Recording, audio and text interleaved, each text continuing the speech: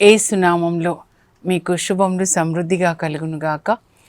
మధురం నీ వాక్యం అనే కార్యక్రమానికి స్వాగతం. ఈరోజు మనం దేవుడు నాటిన నీతి వృక్షంలో అనే అంశం 24వ భాగం ధ్యానించుకుందామండి. మధురం మధురం నీ వాక్యం నా త్రోవకు దీపం నీ వాక్యం. ఈరోజు దానియేలు స్నేహితులు, దేవుడు నాటిన నీతి వృక్షములు. బాబిలోనియా దేశంలో దానియేలు, అతని ముగ్గురు స్నేహితులు, అలాగే ఎజుకేలు, తర్వాత ద్వితీయ యెషయా అన్నమాట. ఈరోజు దానియేలు స్నేహితులండి, దేవుడు నాటిన నీతి వృక్షములు. దానియేలు గ్రంథంలో 3వ అధ్యాయం ధ్యానించుకుందాము.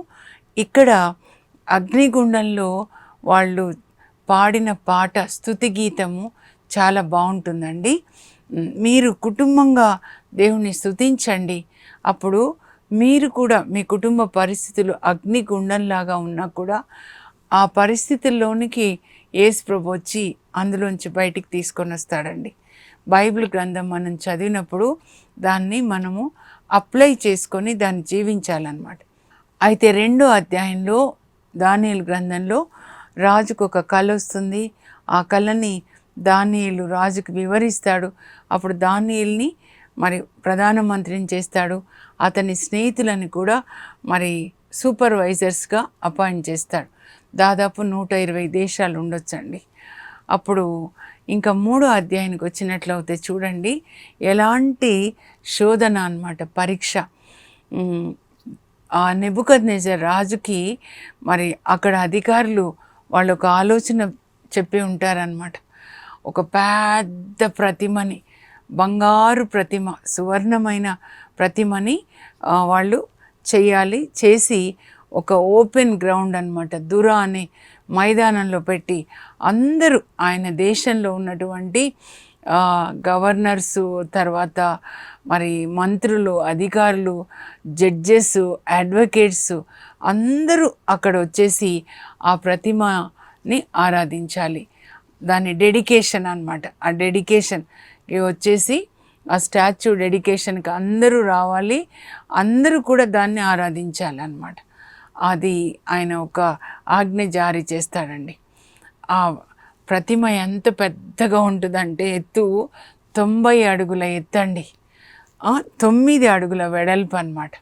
9 అడుగులంటే మన పైన రూఫ్ ఉంటుంది చూడండి, అంత పెద్దగా, వెడల్పే అంత ఉండి ఎత్తు 90 అడుగులంటే నేను ప్రొద్దున ఊహించుకుంటూ ఉన్నా అసలు దాన్ని ఎలా తయారు చేసి ఉంటారని. 90 అడుగుల ఆ పైనకి వెళ్ళాలి కదా వీళ్ళు, అట్లా మరి ఎలా చేసి ఉంటారు. అంత బంగారమే అన్నమాట. ఎంత బంగారం కదా. అయితే దాన్ని దురా అనే మైదానంలో దాని ప్రతిష్టాపన అండి. ఆ ప్రతిష్టాపనకి అందరినీ, ఆయన ప్రపంచాన్ని పరిపాలిస్తున్నాడు నెబుకద్నెజర్ రాజు. సో ఆయన పరిపాలిస్తున్న ఆ సామ్రాజ్యంలో ఉన్న ప్రతి ఒక్క దేశం యొక్క గవర్నర్స్ని, అంబాసిడర్స్ని, ఆ తర్వాత జడ్జెస్ని అందరినీ కూడా పిలుస్తాడనమాట. మంత్రులని అందరూ వస్తారు దానికి. అప్పుడు ఈ దానియేలు ముగ్గురు స్నేహితులు కూడా హై అఫీషియల్స్గా ఉంటారు కదండి. సో వాళ్ళు కూడా దానికి వస్తారనమాట. ఆ ప్రతిష్టాపనకి వాళ్ళు కూడా అఫీషియల్గా రావాలి కాబట్టి వస్తారు.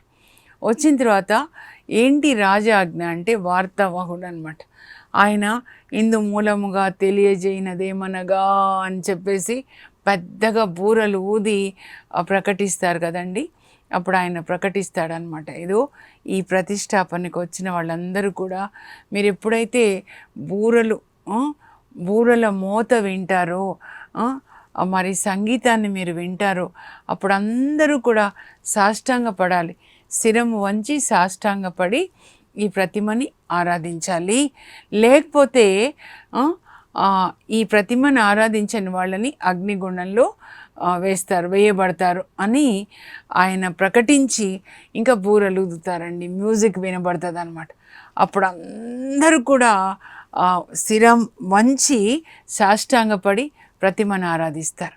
ఒక ముగ్గురు మాత్రమే అలా నిలబడి ఉంటారు అనమాట. ఇట్లా నిలబడి ఉన్నప్పుడు కనబడతారు కదండి. అప్పుడు హై అఫీషియల్స్ నెబుకద్నెజర్ రాజు దగ్గరికి వచ్చి, మహారాజా ఇదిగో మీరు యూదా నుంచి వచ్చినటువంటి ఆ యూదా యవనస్తులకి ఉన్నతమైన పదవులు ఇచ్చారు కదా, కానీ ఆ ముగ్గురు చూడండి మీ ఆజ్ఞకి వాళ్ళు లొంగట్లేదు, వాళ్ళు ఈ ప్రతిమను ఆరాధించట్లేదు అని ఆయన కంప్లైంట్ చేస్తారనమాట రాజుకి. అంటే వాళ్ళకి ఏంటంటే వేరే దేశం నుంచి వీళ్ళు వచ్చారు ప్రవాసులుగా, యవ్వనస్తులు, చిన్నపిల్లలు, వీళ్ళకి హై పొజిషన్స్ ఇస్తాడా రాజు. అందులో దానియేలు ప్రధానమంత్రి, ఆయన ఫ్రెండ్స్ హై పొజిషన్స్ అన్నమాట. మీరు వాళ్ళని ఇక్కడ నెత్తి మీద పెట్టుకున్నారు, కానీ వాళ్ళు మీ ఆజ్ఞ ఇప్పుడు విధేయించట్లేదు, లోబడలేదు మీ ఆజ్ఞకి అన్నమాట. మీరు ఆదికాండం 39లో చదివితే కూడా పోతిఫర్ భార్య పోతిఫర్ రాగానే యోసేపుని గురించి కంప్లైంట్ ఇస్తుందన్నమాట. నువ్వు ఆ హెబ్రీని తెచ్చుకొని నెత్తి మీద పెట్టుకున్నావు కదా, చూడు నువ్వు లేనప్పుడు నాతో చీకటి పాపం చేయాలి అని నన్ను శోధించాడని చెప్తుంది, మాట మార్చి అనమాట. సో వీళ్ళు కూడా కంప్లైంట్ తీసుకొని వస్తున్నారనమాట. వాళ్ళని ఎక్కడి నుంచో ప్రవాసులుగా వచ్చిన వాళ్ళని తీసుకొని వచ్చి మీరు వాళ్ళకి ఉన్నత పదవులు ఇచ్చారు, కానీ వాళ్ళు ఇప్పుడు మీ మాట వినట్లేదు అని. అప్పుడు రాజుకి బాగా కోపం వస్తుంది అనమాట. వాళ్ళని ఇక్కడికి పిలుచుకొని రండి అంటే రాజు కూర్చున్న చోటకి తీసుకొని వస్తారండి. అవునా, మీరు ఎందుకు మీరు శిరం వంచి ఆరాధించలేదు ఈ ప్రతిమని, ఎందుకు అనంటే అప్పుడు వాళ్ళు చెప్తారు, రాజా మేము మీకు విన్నవించుకునేది ఏదీ లేదు మహారాజా. ఎందుకంటే రాజు అంటాడు, మీరు ఈ ప్రతిమను ఆరాధించలేదనుకోండి మిమ్మల్ని అగ్నిగుండంలో తోసేస్తాను అని అంటాడనమాట. అప్పుడు వాళ్ళు ఏం చెప్తారంటే, మీకు విన్నవించుకునేది ఏదీ లేదు, మీరు మమ్మల్ని అగ్నిగుండంలో వేస్తానని చెప్తున్నారు కదా, అగ్నిగుండంలో వేసినప్పుడు మా దేవుడు మమ్మల్ని కాపాడిన అగ్నిగుండంలోంచి కాపాడకపోయినా కూడా మీరు ఒకటి తెలుసుకోవాలి రాజుగా, మేము ఈ ప్రతిమని ఆరాధింపబోము అని రాజుగారు గ్రహింతురుగాక అని చెప్పగానే ఆయన ముఖం ఇట్లా మారిపోతుంది అనమాట. ఇంత పెద్ద రాజుకి ఈ ముగ్గురు పిల్లలు యవ్వనస్తులు చెప్తున్నారు, మేము ఈ ప్రతిమకి మొక్కము ఆరాధించము అని చెప్పగానే ఆయన కోపం వస్తుంది, ముఖ కవళికలు మారిపోయినాయంట. అప్పుడు ఇంకెంత కోపం వస్తుందంటే తన దగ్గర ఉన్నటువంటి అధికారులను పిలిచి వీళ్ళని ముగ్గురిని కూడా అగ్నిగుండంలో వేయండి అని. అప్పుడు వాళ్ళని తీసుకెళ్ళి అగ్నిగుండంలో వేస్తారు. ఇంకా మంటలు ఎక్కువ చేయండి, ఎక్కువ చమురు పోయండి అంటే 75 అడుగుల ఎత్తున మంటలు వస్తాయంటండి. వీళ్ళని అగ్నిగుండంలో వేయడానికి తీసుకెళ్తారు చూడండి, వాళ్ళు చనిపోతారంట ఆ వేడికి, కానీ ముగ్గురు మాత్రం అగ్నిగుండంలోకి వెళ్ళిపోతారనమాట, ఏసీ రూమ్లో ఉన్నట్లుగా. అక్కడ చూడండి వీళ్ళ ప్రార్థన. ఆ ముగ్గురులో అజారియా అని ఆయన ప్రార్థన చేస్తాడనమాట. మా పితరుల దేవా నీకు స్తుతి, నీకు మహిమ కలుగును గాక ప్రభా, నువ్వు కరుణ కలిగిన దేవుడవు ప్రభా, నువ్వు మన్నించే దేవుడవు నాయనా, మమ్మల్ని మన్నించండి అని ప్రార్థన చేస్తాడండి. అలా ప్రార్థించగానే పరలోకం నుంచి ఎవరు వస్తారు తెలుసా? యేసు ప్రభు వస్తారండి. ఆ ముగ్గురు నరులున్న మంటలోనికి, అగ్నిగుండంలోనికి ప్రభు దూత వెళ్ళి ఆ ముగ్గురు బాలురని కూడా మంటలో నుంచి ప్రక్కకి నెట్టేస్తాడంట. అప్పుడు ఆ అగ్నిగుండంలో చల్లని గాలి విసిరేలాగా చేస్తాడంట. చల్లని గాలి, మేఘస్తంభం అంటే పరిశుద్ధాత్మ అండి, పరిశుద్ధాత్మ గాలి అన్నమాట, చల్లని గాలి. అప్పుడు ముగ్గురితో పాటు ఇప్పుడు యేసుప్రభు అన్నమాట, వాళ్ళు నలుగురు కూడా అలా తిరుగుతున్నారు. ఈ ముగ్గురు ఆ అగ్నిగుండంలో దేవుని స్తుతిస్తారండి. 3:51 నుంచి. ఇది ఈ బైబిల్లో, మన బైబిల్లో మాత్రమే ఉంటుంది అన్నమాట. చాలా బాగుంటుంది. సకల సృష్టి ప్రభుని స్తుతించండి, అతన్ని స్తుతించి ఆరాధించండి.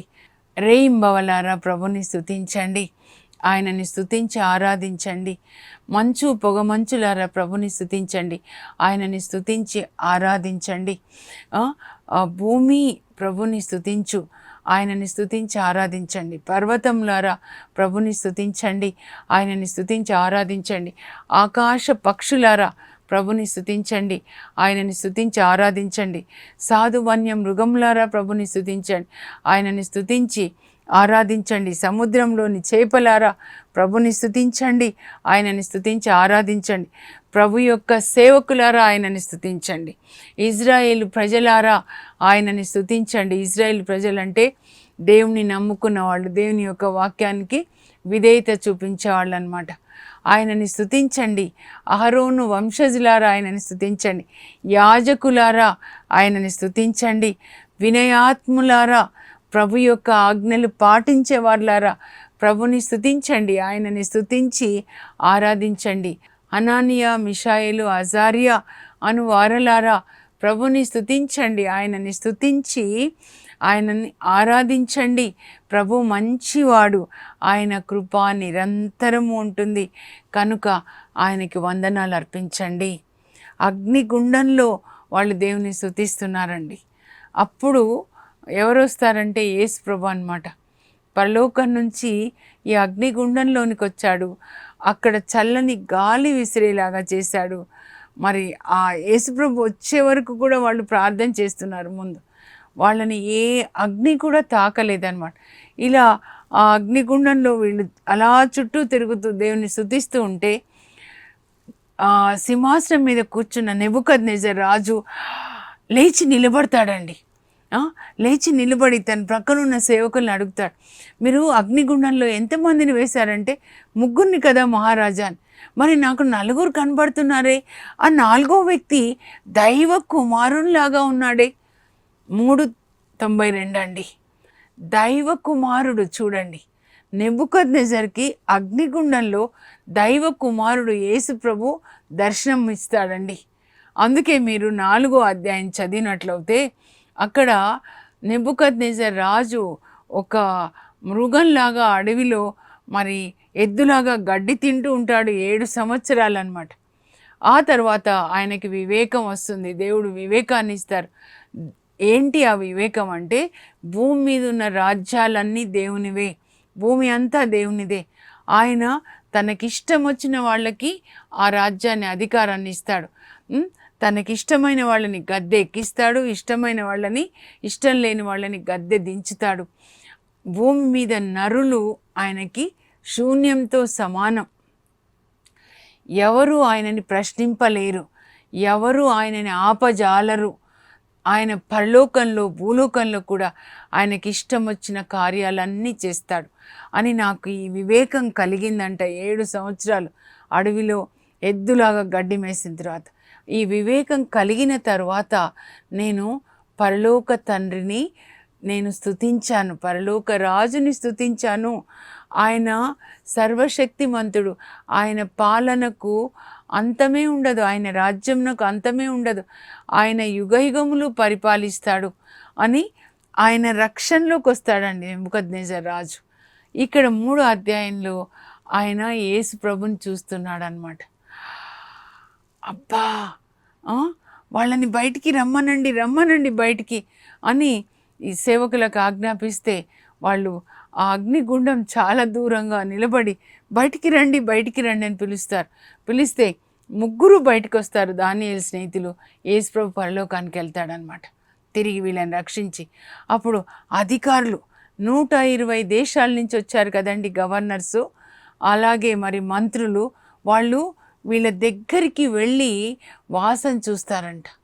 వెంట్రుకలు కమల్లేదంట అండి, బట్టలు కూడా కొంచెం కూడా కాలిన వాసన లేదనమాట. ఎందుకంటే దేవుడు వాళ్ళకి ఏం ప్రూఫ్ ఇచ్చారు, ఇప్పుడు రెయిన్ కోట్ వేసుకుంటున్నారు వర్షం వస్తుందని కదా, వాళ్ళకి ఫైర్ ప్రూఫ్ అన్నమాట. పరిశుద్ధాత్మ అగ్ని అనే వస్త్రాన్ని వాళ్ళకి తొడిగారు, రక్షణ వస్త్రం అన్నమాట, నీతి వస్త్రం. నీతిమంతులకి దేవుడు తొడిగిన నీతి వస్త్రం ధరించినప్పుడు వాళ్ళు అగ్ని గుండంలో ఉన్న అగ్ని వాళ్ళని కాల్చివేయదండి. ఇదే నీతి వస్త్రం అన్నమాట.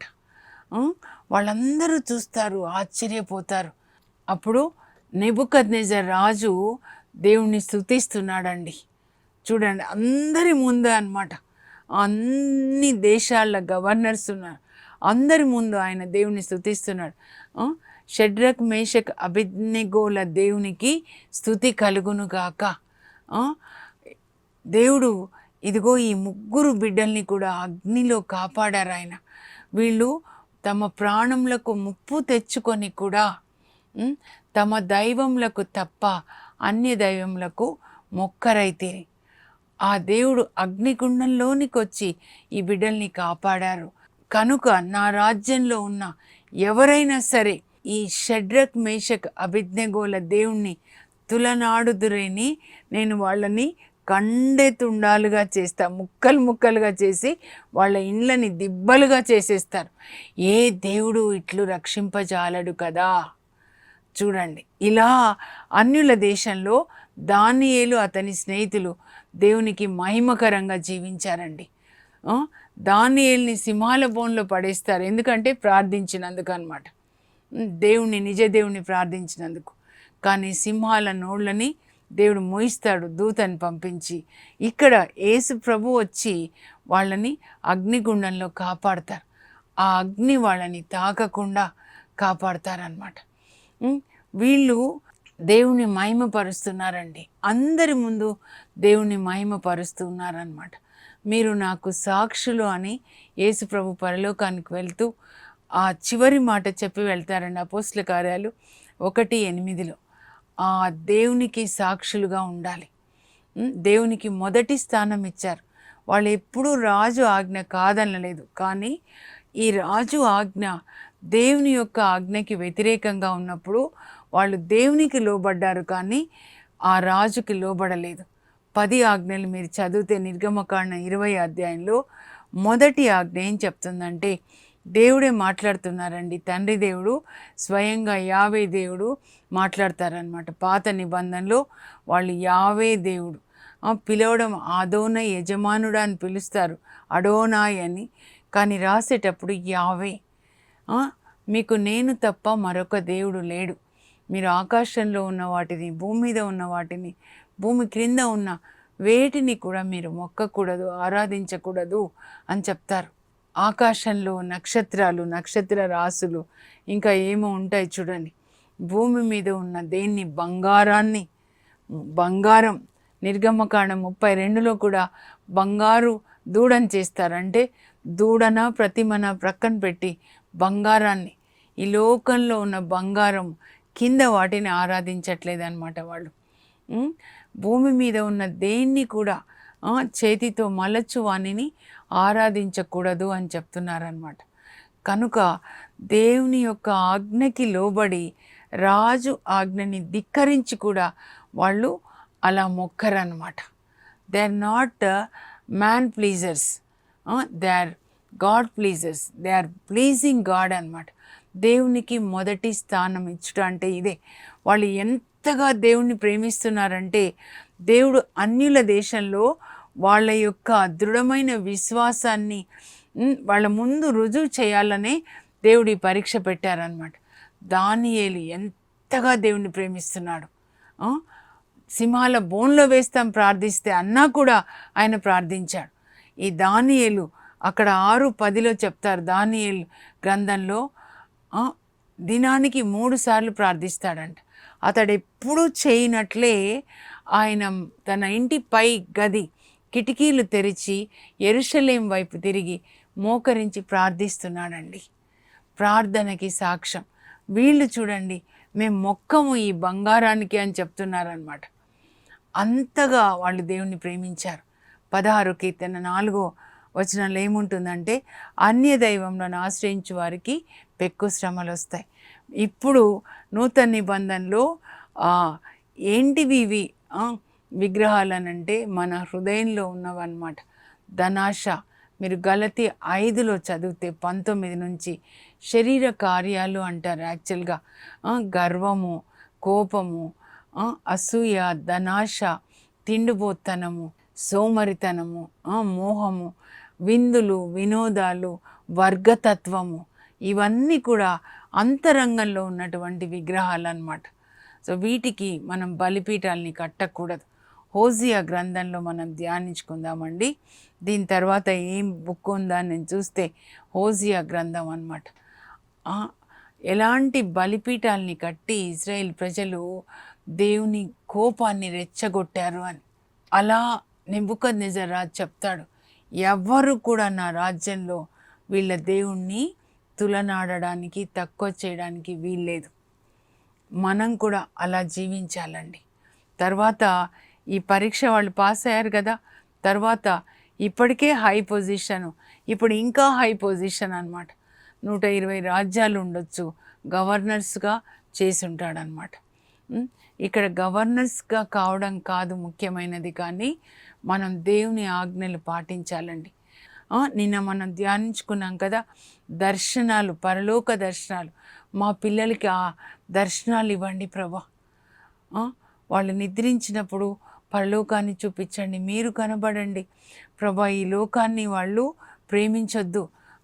దానియేలు స్నేహితులు చూడండి, వాళ్ళు బంగారాన్ని మొక్కలేదు, మా ప్రాణం పోయినా పర్వాలేదు.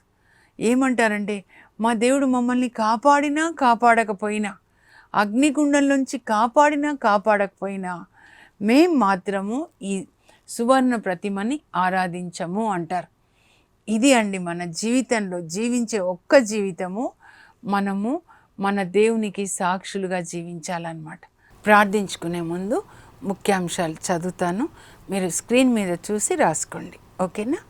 దానియేలు స్నేహితులు వాక్య భాగము దానియేలు 3వ అధ్యాయం. దానియేలు స్నేహితుల దృఢమైన విశ్వాసం.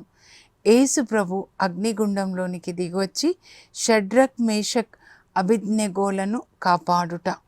అగ్నిగుండంలో 3 బాలుర కీర్తన. 4వ వాడు దైవ కుమారుని వలె ఉన్నాడు. నెబుకద్నెజర్ సాక్ష్యం. నెబుకద్నెజర్ రాజు దేవుని స్తుతించుట. ఇప్పుడు ప్రార్థన చేసుకుందాము. పరలోకపు మా తండ్రి, మీ పరిశుద్ధ నామమునకు స్తోత్రం కలుగును గాక. అన్యుల దేశంలో దానియేలు, అతని స్నేహితులు, యవ్వనస్తులు ప్రభా, ప్రార్థన విషయంలో, నీతిలో, పరిశుద్ధతలో ఎంత క్రమశిక్షణ కలిగి ఉన్నారు. ముందుగా ఆహార విషయంలో ప్రభా, వాళ్ళు మాంసము తిని అపవిత్రులు కారాదు అనుకున్నారు. మోషే ధర్మశాస్త్రాన్ని చదువుతూ దాన్ని పాటించారు. అక్కడ వాళ్ళకి చెప్పడానికి ఒక యాజకుడు కానీ ఒక మందిరం లేదు, కానీ వాళ్ళే 4 కలిసి ఒక సంఘంలాగా, ఒక చర్చిలాగా ప్రభా మిమ్మల్ని వాళ్ళు ప్రేమించారు తండ్రి. అయ్యా, మీకు సాక్షులుగా మిమ్మల్ని మహిమపరిచారు. నీవు నా సేవకుడవు, నీ వల్ల నా కీర్తి కలుగుతుంది అన్న విధంగా దానియేలు, అతని స్నేహితులు అన్యుల దేశంలో మిమ్మల్ని మహిమపరిచారు. అలాంటి కృప మా యవ్వనస్తులకి దయచేయండి. ఆ దానియేలుకి ఇచ్చిన ఆ పరిశుద్ధాత్మ వరాలు, జ్ఞానవరం ప్రభా, కళలకి, దర్శనాలకి అర్థం చెప్పేవారు, అలాగే పరలోక జ్ఞానం వాళ్ళకి దయచేయండి. మా పిల్లల్ని జ్ఞాపకం చేసుకొని యవ్వనస్తులందరి మీద పరిశుద్ధ ఆత్మ దిగొచ్చును గాక. యోవేలు 2:28లో మీ యువకులు దర్శనాలు కాంచుతారు అని చెప్పారు. అలాంటి కృప మా పిల్లలకి దయచేయమని యేసు నామంలో అడుగుచున్నాం తండ్రి, ఆమెన్. ఈ దానియేలు అతని స్నేహితులకు ఇచ్చిన అభిషేకాన్ని దేవుడు మన బిడ్డలందరికీ దయచేయను గాక.